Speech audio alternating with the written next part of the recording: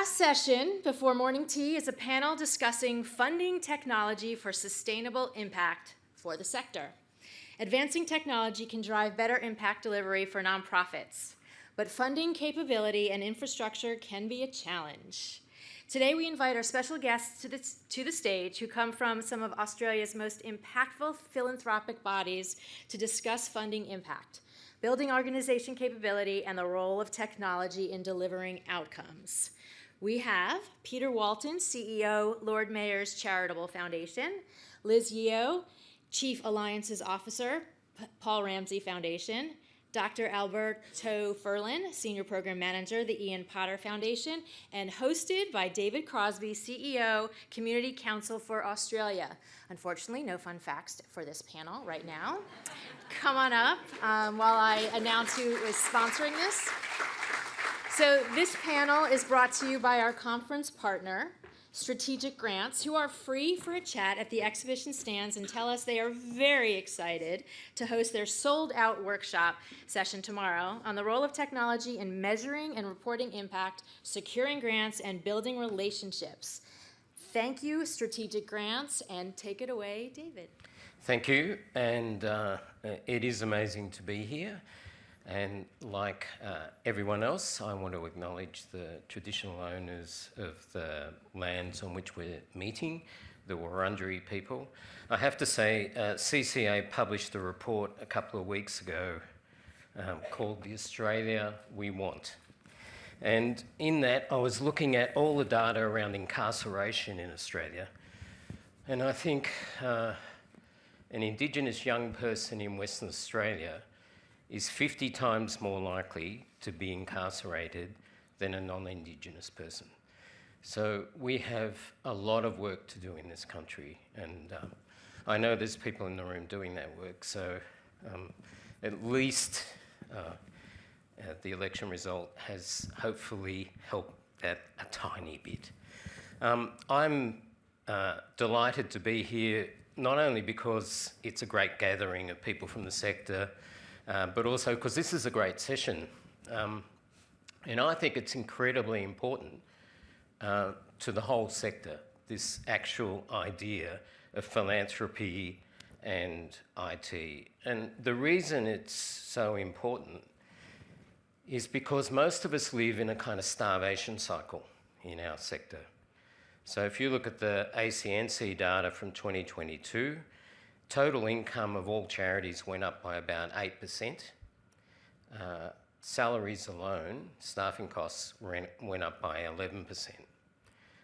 There's a real squeeze on in most not-for-profits.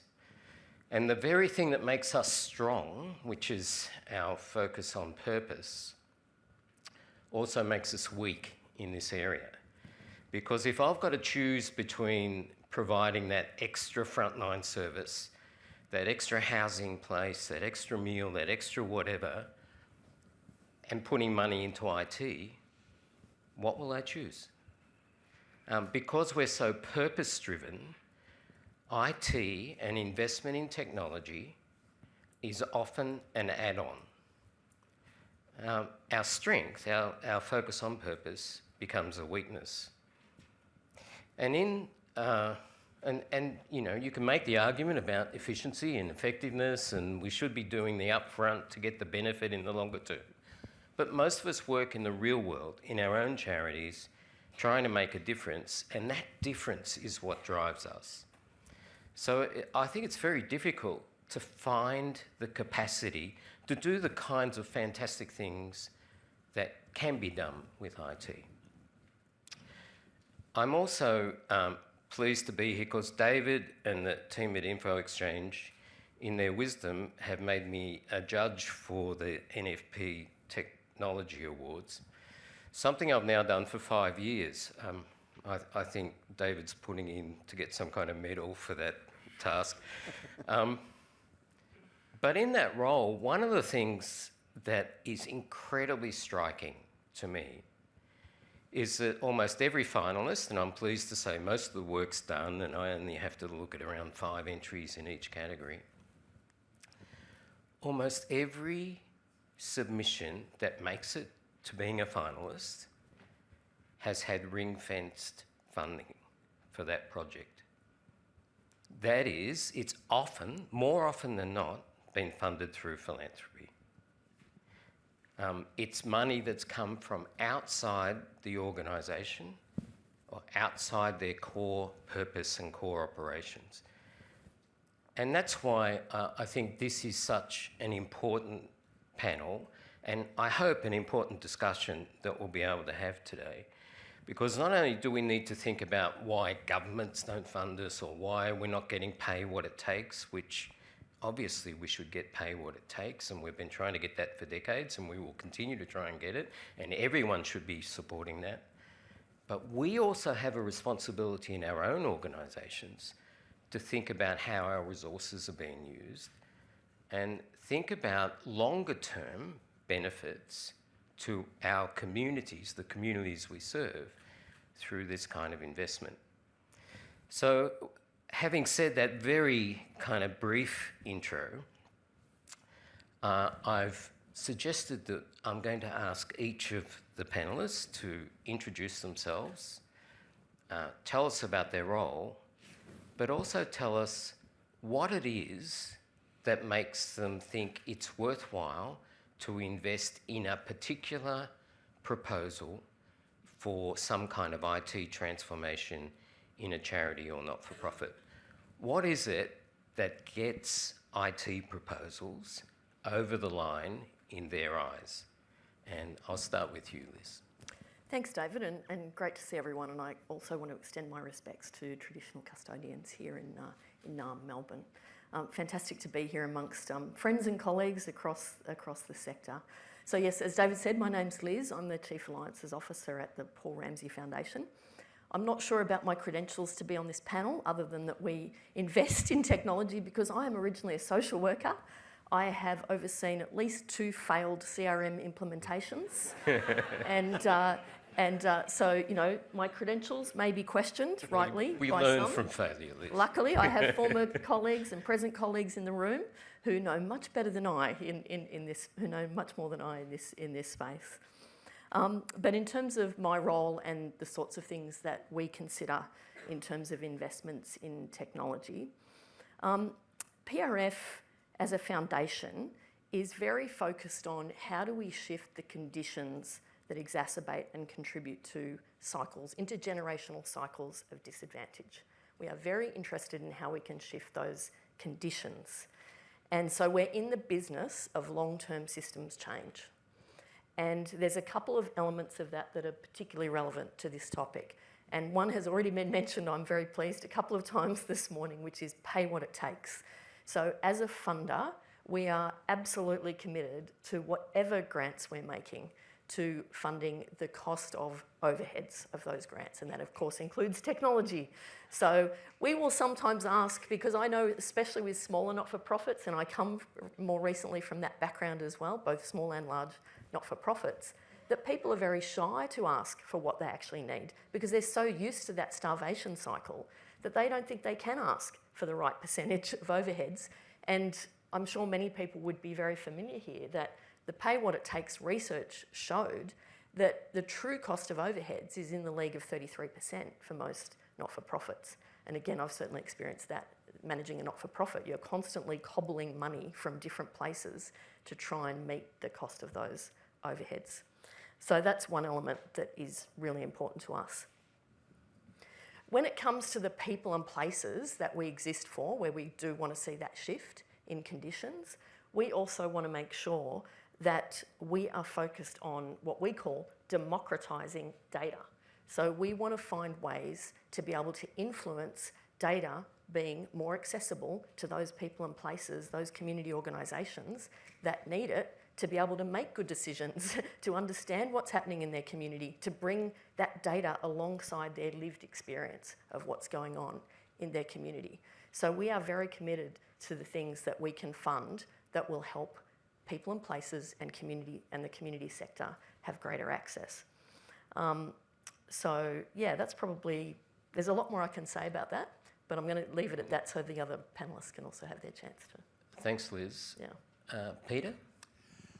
Well, thank you for talking about democratisation of technology. I can cross that one off. I can probably cross pay what it takes off.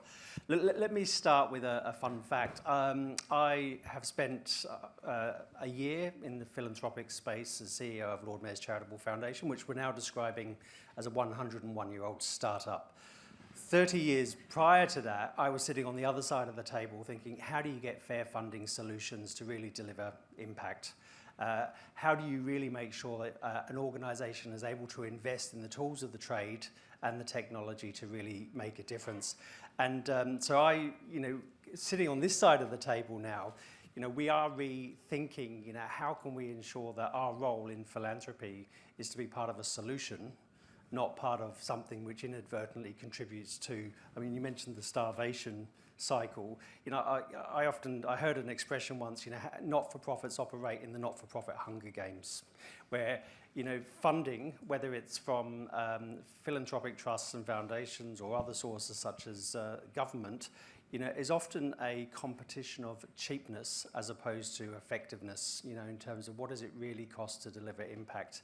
So we are really leaning into that space as an organisation that wants to play a role as a community foundation for Greater Melbourne and Victoria in, how can we contribute in a way which adds value to a change in our economy that puts people and planet first, that puts social justice and equity first, but also recognises that we are not the centre of this, we're actually a bit part player, and that the organisations that are often best placed are community organisations. So how do we make sure that we're taking steps not only to better support them with fair funding solutions, and that could be trust-based philanthropy, it could be increasing the overheads for particular grants, but also what does it mean to have the humility to change ourselves when we recognise that, often, and I'm sure Liz experiences this too, many organisations will apply to us and only a certain percentage will be successful in a grant. They use our forms. They then, if they're not successful, go to Paul Ramsay Foundation or Ian Potter Foundation, use their forms. And inadvertently, we are contributing to sort of making it harder to get the funds that are needed. I'll get off my soapbox with one other thing to say about pay what it takes. I think it's fantastic that we're seeing more philanthropic organisations recognise that if you're really serious on impact, pay what it takes to deliver impact and effectiveness. Don't have a competition of cheapness. But also, let's be honest here, trusts and foundations in this country play a relatively small role in terms of the overall costs of the community sector. And the biggest culprit of not paying what it takes at the moment is government. So, I think we also have a role within philanthropy to how do we add our collective voice to making sure that when it comes to fair funding solutions, it's across society, not just in pockets, which are only a part of dealing with the issue. Thank you. Very good point, Peter. Alberto. Thanks, David. I continue on the fan facts, of course. And when I told my colleagues that I was speaking at a technology conference, they almost laughed at me. Clearly, the Luddite of the Ian Potter Foundation, and clearly, exemplified by the lack of technology on me at that moment. Look, to the point made by, thank you for the point made before, I agree with all of that. To the questions, the core questions about what resonates when we consider grants that imply technology from our applicants, it's we look at a couple of things for all our programs, and it's whether or not it achieves the social missions of the organization, whether or not it makes sense, whether or not there's capacity and what we can add with that capacity, and whether or not that program or project resonates with what they do and with other collaborators, essentially. So if technology is the best solution for the particular thing they want to achieve, then we fund technology. In some way, we're democratizing technology by considering it at the same level or any other services they deliver. When people say, which overhead should I put in your budget? And I always ask back, well, I don't know. Do you want to pay the rent or do you want to turn the lights on? Isn't it the same? Isn't technology the same that, salaries to your people? Isn't salaries the same as the biscuits in the kitchen? It's all one, and it's all needs to be treated by one from our side to the other side. We supported Justice Connect with the Dear Landlord model, and that helps people to generate letters for landlord when they need to sort of ask for reduction of rent or other matters. And that made perfect sense because that's core business of what Justice Connect can do, and also makes a bit of sense because unfortunately there's a large number of people that require to go to their landlords because they're in a fairly challenging situation. So to us, if it makes sense to the organization, it makes sense to us. And then of course we need to fit that within our priorities, guidelines, and distribution capacity. The willingness to fund equally and to the level needed, unfortunately, is not matched by the level of funding we have. Unfortunately, and that's one of the problems of philanthropy. We never have enough money to do everything we should be doing. I think we all experience that problem, Alberto. My next question, and we're going to ask 2 more questions, and then we're going to encourage you to be asking us questions. My next question is, what do you see as the biggest emerging challenge as a philanthropist looking at funding technology within our sector? I think AI's come up a lot, and we definitely would be in the school of thought that says, yes, it has incredible potential, and it also has serious risks as well. So that's a space that we're looking at and we are funding a number of things that are in that sort of space of testing and trying. So there's been, I think, a couple of things mentioned earlier today around what functions AI might be able to provide by way of efficiency, back office, that sort of stuff. So a role that philanthropy can definitely play is in doing some of that testing and learning. So, we would talk about at PRF that we invest, but we also build, we build evidence and we influence, and we've touched on that too. So I think in terms of challenges, that would be a big one.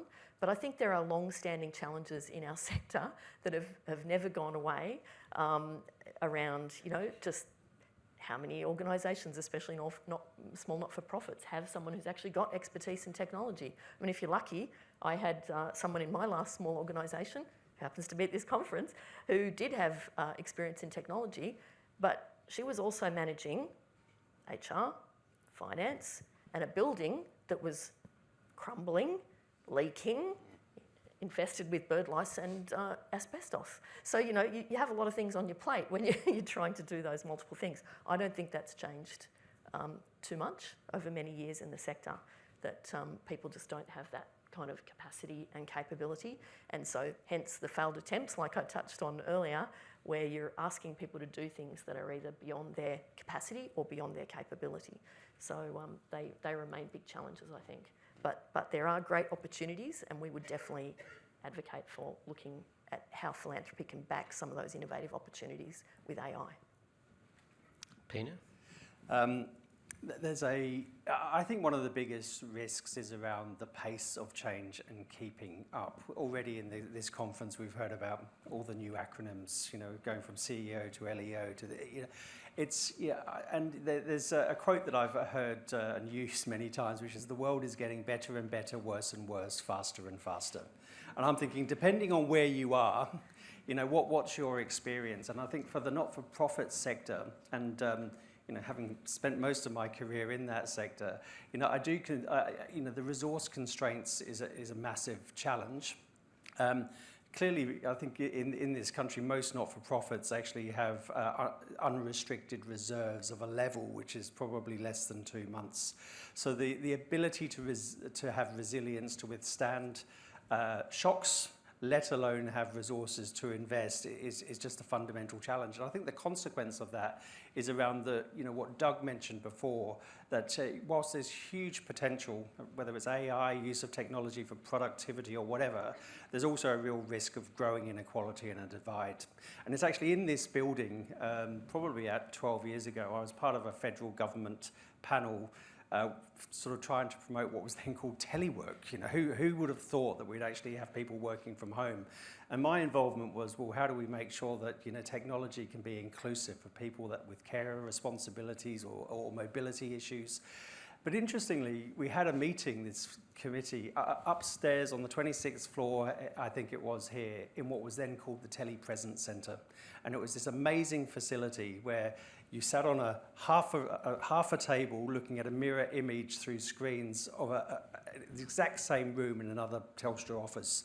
And it felt to me at the time, well, this is the future. This is the closest you'll get to feeling as if you're having a face-to-face meeting online. This could be revolutionary. And, then we had a pandemic.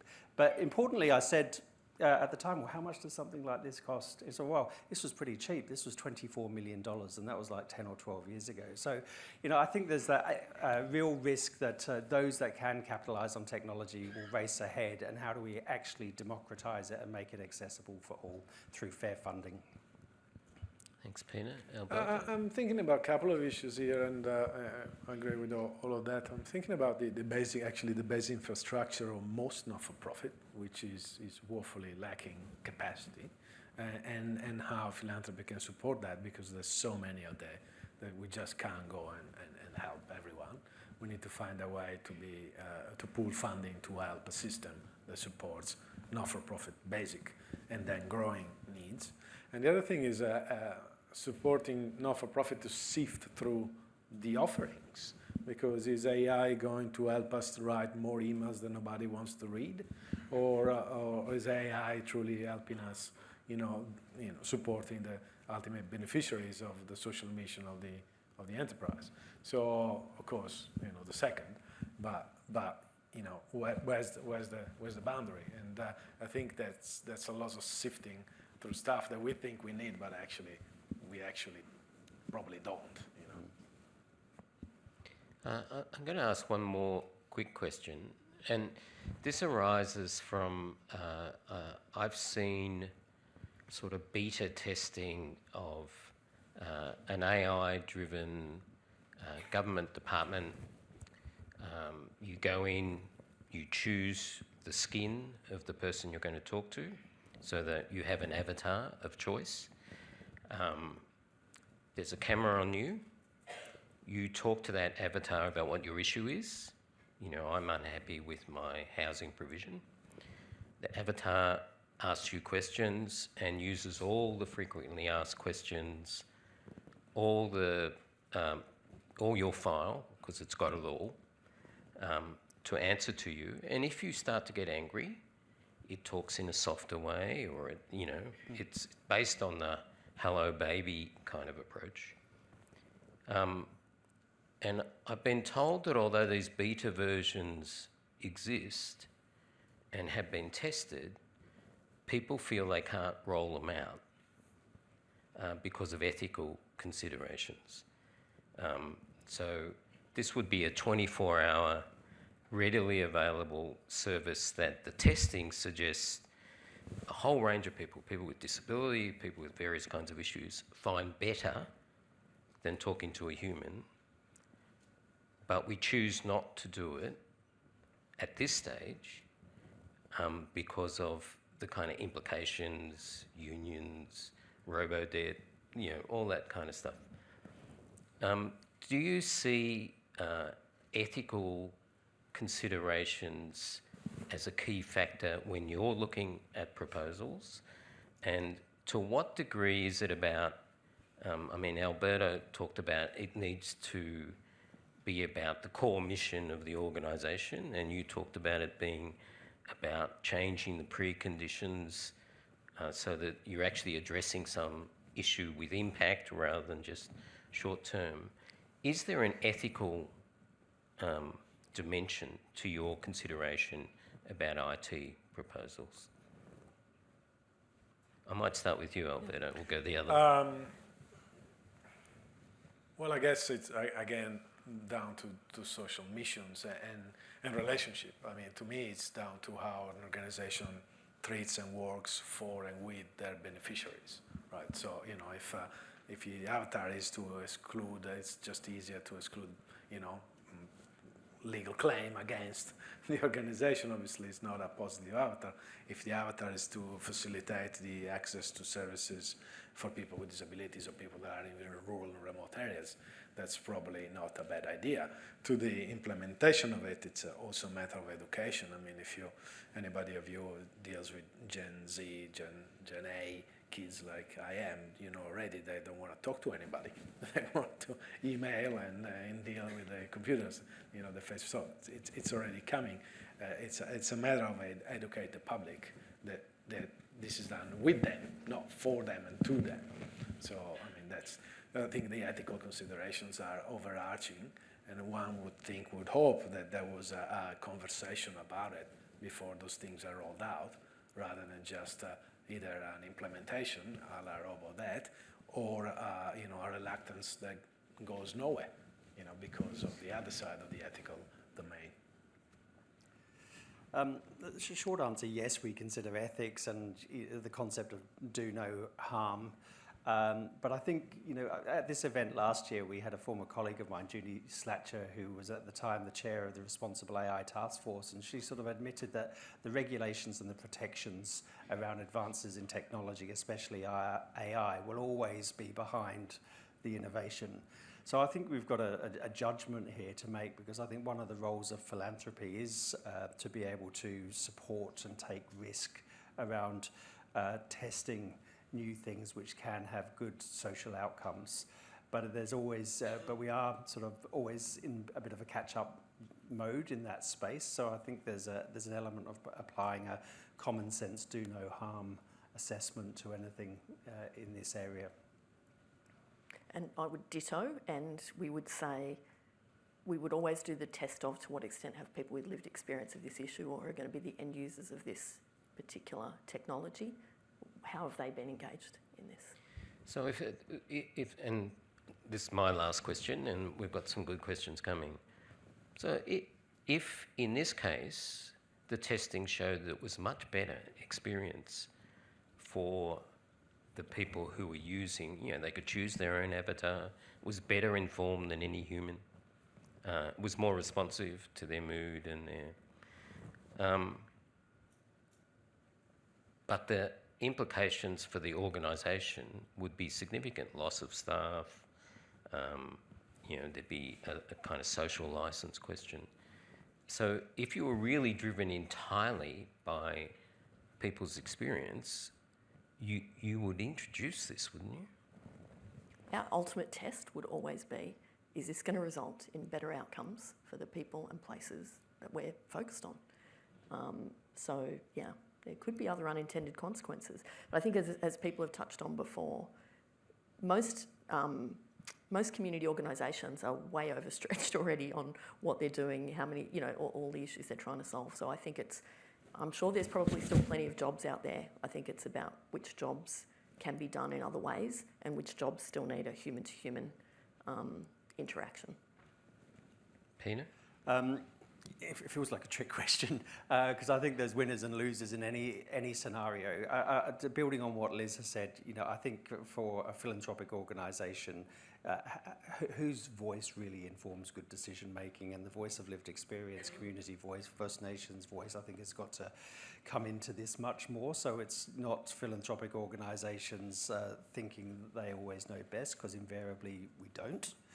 I think the other thing to say is, I mean, as a community foundation, we're trying to operate at multiple levels, both what do we do for what we see as immediate needs in our community now, but not at the expense of just treating symptoms, and, you know, what are the policy reforms, what are the broader changes in the ecosystem that will make, in our case, Greater Melbourne and its region, a fairer, more just, more equitable place for all. So the unintended consequences, we're trying to strike a balance between operating at all those levels. And, you know, even internally, for example, we are looking at AI, not to replace humans, because we're a relationship-driven organisation, but how do we use AI to ensure we don't have unconscious bias from grant seekers because one person holds a lot of the information in the relationship. So I think there's always going to be sort of strengths and weaknesses, and we're going to, like everyone else, we're just going to navigate that carefully. Beneficiaries and organizations staff are part of the same community as are everyone else. So I think a solution needs to benefit all stakeholders, and I think a solution needs to be found within the stakeholders. Lived experience, of course, but also organizations. It's probably implementation of cost savings and rationalizations ways that the not-for-profit could definitely do. But with a broader picture, there's also the 4 days week, and and the work less, work everyone. And it's like, if we look at the long track, I doubt that this country will work full time with the same salary as it is now in 20 years' time. We just don't have enough jobs for the people, despite the low productivity. If technology progresses this way, so we need to rethink about our way of living. Great. I'm going to go to some of the questions, and I want to build on that kind of discussion we're already having. When you're considering the potential benefits of a proposal, do you draw on technical expertise to do that? And if so, how do you do that?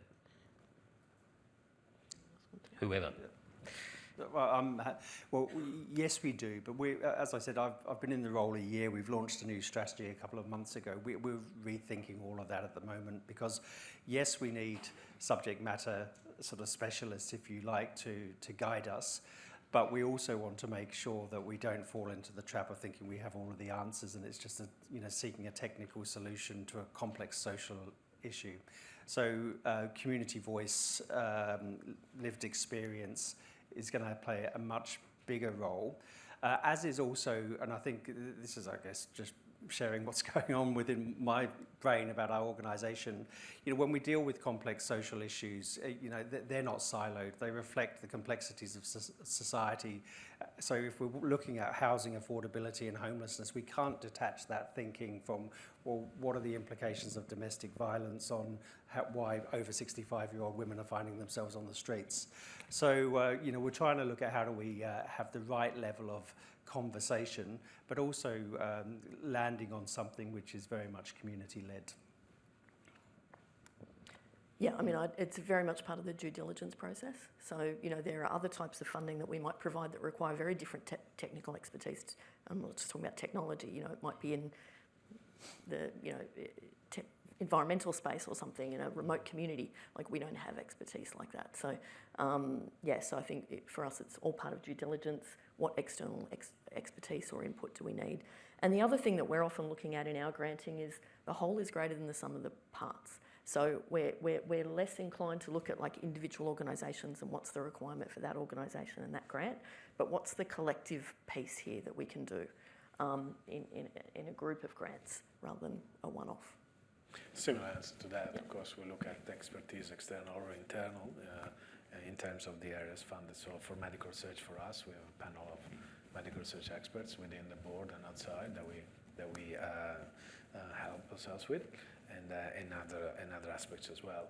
But to the point made by Liz, the next question is not just a series of organizations, but the landscape and what that project is going to help change at policy level as well. So no project can be seen in itself as a standalone, but it's about what it does and what it's going to do for the future. That's a long plan. So can I raise the kind of perennial issue that's been raised about philanthropy, which is really it seems often that you need to have something innovative or new or different or ring-fenced from your normal operation that you can put in to philanthropy to get funding. And the degree to which that is, I think sometimes that's combined with a sense of ownership, identification of how the money's being used because it's a ring-fenced program. To what degree are those considerations that has to be innovative, has to be ring-fenced away from the main organisation's work so you can see the benefit that your particular contribution is made, to what degree are they major factors for you in making decisions about funding? I'm surprised you didn't add the one that I used to always say when I was on the other side, which was it's got to be innovative, sustainable, you can't pay any staff to do it, and you've got to do it in 6 months. Show us what the results are. And I also say with every grant application, don't expect anything to be on time, because I've not known anything to be on time. So, this is another thing, is like you've got to ask all those questions. Is this time realistic? Is the overhead that you factored in here realistic? But if someone else might want to take the innovative question. I find that very interesting and very resonant. So I get questions. The applicants go like, so can we actually pay salaries with this fund? And I go like, who's supposed to do the project?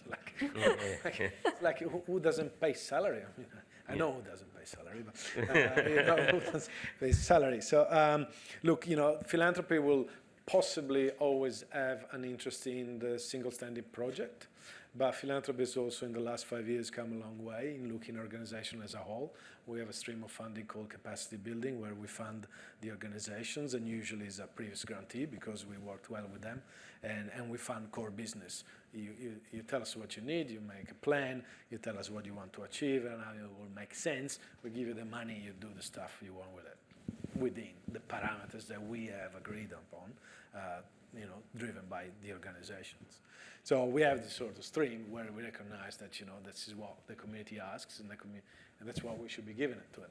So to some extent, we also have the single project, not necessarily ring fence, but a project that might be innovative because it is a pilot project, and it can fail. So it is called a project. But we also have here's the money, go ahead, and let's chat often about how you're going, not like come back in 5 years and see what happened. I would say it's not a one-size-fits-all. We've funded some amazing innovations and use of technology to solve thorny issues. I think one was mentioned earlier, Justice Connect last year got an award. So that's fantastic. But if our focus is ultimately on impact, we've also got to fund the things that lead to impact and the tried and tested methods as well. And having sat on the other side of the table, lamenting the fact that every $5-10 million grant that I won from government would cost me 10% more than that to deliver. There's a problem. No kidding, Sherlock. There's a problem. So I think it's incumbent on us to recognise and have humility that impact is vicarious. It's not ours. It's our community partners. But also that we've got to be open to different ways of funding. And Mackenzie Scott, the philanthropist in the States, she's being sort of crucified in social media around the concept of trust-based philanthropy. But I feel pretty convinced that history will prove her right. That if you just trust organisations that know their work better than we ever will, and actually have a commitment to addressing the other issue, which is this triumph of short-termism over longer-term commitments. There aren't quick fixes, and if we keep funding activity and output as opposed to building a relationship that leads to social change, positive social change, then we will be on a hamster wheel dealing with the same issues over and over again. So we have to change ourselves. Can I add one thing on this question as well? We are increasingly looking at funding things where we are in some sort of dialogue, at least with government, about it, so that it's not just some fantasy, which is often what it is. There's a fantasy sometimes in philanthropy that we'll fund something and it will be this great innovation and then someone will magically adopt it. So I think starting from the early days of let's talk to government, or the language that's often used, as we know in philanthropy, is risk capital. How can we provide some risk capital for government on this? How can we back something in for them that they can't fund? A collaboration piece like the Data Catalyst Network is an example of great collaboration through Infoxchange that we fund. So how can we fund the things government's not often going to give money for that sort of stuff? And so it's not about everything's got to be innovative, but it's what's the piece that's unique that we can do that government can't easily do. They can't easily do it now, but if we can prove something, if we can build evidence around something, if we can influence them around something, because we are in that unique position, and I've never been in that position, where you can walk into a conversation with someone from government and say, I'm not here to ask you for money. And I know that that's how most of the sector has to operate, constantly looking for and asking for money. So we can play a role there. That's not about asking for money, but it's about asking for influence, and it's about the opportunity to test things and prove things. Yeah. Well, can I come to the issue that you raised, really, which is sustainability? I mean, we've been talking a lot, I'm not sure that Chris is in the room from Justice Connect, about how brilliant some of their innovations have been in the use of AI. And as a judge, I've awarded them at least 2 prizes for outstanding work. And yet, in terms of getting ongoing core funding to support that work, it's not necessarily going that well. So there is this thing that you're able to get the initial funding to do the innovative new, we've now set this up, but trying to get the ongoing funding, which you don't generally provide, leaves people sort of, the sector's littered with project epitaphs, Here lies the We Did Good program. It existed for a time. There were some really good people. Kaz did some great work. David did some great work. And now the funding's gone and they're doing other things. Our sector is brilliant at creating lighthouse programs that we just turn the lights off when they're finished. How do you address this issue of sustainability from a philanthropic perspective? I think there's what can we do, what's within our realm of control, and I think it's around recognising, and I agree with Liz, funding a pilot on the basis that evidence alone is going to be compelling enough for government to step in, and then it isn't, and then we act surprised. So I think it's got to be tackled at 2 levels. One is, what is our longer commitment beyond the introduction, or how can we collaborate with others early on to sort of think about how something can be sustained. But also, in the last panel, I think it was Cass that raised the issue of how do you also treat some of this systemically? We have the issue that we have because we're operating in a society that is actually quite unjust and unfair, and and government doesn't have the funds that it would like to have to do everything that we would want it to do. That's the thorny problem that needs to often be solved. Do we need tax reform so that they can do that? Because I think there is a real risk for philanthropy that we become seen as a band-aid solution for underfunded government systems. And that's not our role either. Yep. Can I really echo that one? And I want to build on what Cass said earlier, because not only we need to generate more revenue to back these things properly, to back social change. But this is so key, what government's prepared to do in this space. And the thing is, they've done it when there's been a crisis. So they did it in COVID with JobSeeker and also with funding for community organisations for technology. Yeah. And I was in a small organisation at the time. We got the biggest grant we'd ever gotten, $253,000. It set up the organisation with all the great technological infrastructure that it had never had. And I don't know how those systems and processes are working now. I hope they still are. But it was an injection because of a crisis. So it's like, how do we get beyond these injections that we get through a crisis that prove, just the same as with JobSeeker, we had clients at that time who could go and buy their own groceries instead of lining up for a food bank package, So how do we do that in a long-term sustained way? I think that is our influence challenge, to get beyond just in a crisis and just a short-term chunk of funding. I agree with all of that, but I'm going to be a little more crude than that, and I'm going to say that we need to coalesce, and we need to pay a lobbyist to go to Canberra and convince the government, tell the government, not convince because they know it, that it's cheaper, it works better, and it's the right thing to do. Well, some of us spend most of our day doing that, Alberto. Yes, but perhaps not seen as necessarily to be listened to, like other lobbyists from other sectors. So, yeah, and how do you shift that dial? Because, if I'm thinking about the industry, they're there every day of the week. I'm conscious we've got 20 seconds. Can I really quickly say, we've just had an election, right? And in all the pre-election campaign meetings and town halls, when the politicians stood up in front of a crowd and asked them what their questions were, there would have been charities in that room, and there would have been small business and other people in the room. The small business people will stand up and say, we need more support for cyber security, for data privacy, for data use, because it's critical to our business. We need to be able to write off more and have lower tax rates.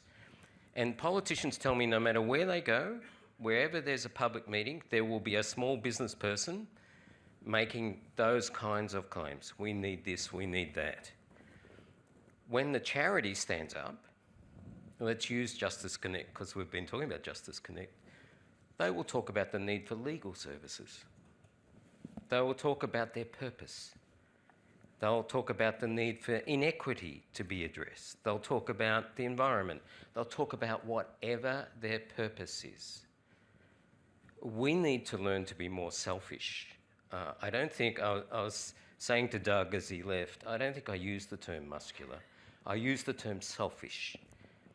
Until we become selfish in the same way that others do around our capacity won't change. And so we need to recognise that focusing on our purpose is fundamental and important, but it's costing us, and we need to add in a level of selfishness. So I was going to give you a last comment, but we've run out of time. Anything burning that you want to say that you didn't get to say? Just thanks for having me. Yeah. Thank you. Back to you. Thank you.